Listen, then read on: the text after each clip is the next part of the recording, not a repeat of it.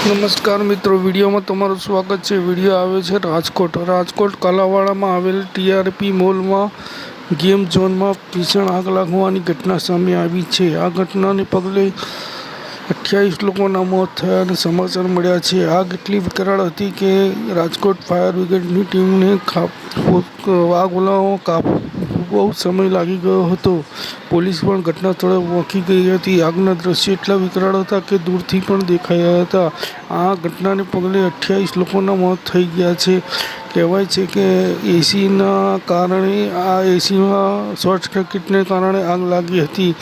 Game ઝોનમાં fire safety ન હોવાથી આગ વિકરાળ સ્વરૂપ ધારણ કર્યું હતું અને ઉપરના મંજિલ સુધી આગ પહોંચી ગઈ હતી। આમાં બાળકો અને મોટાઓ પણ શનિવાર હોવાથી વેકેશનને કારણે ગેમ ઝોનમાં આવ્યા હતા।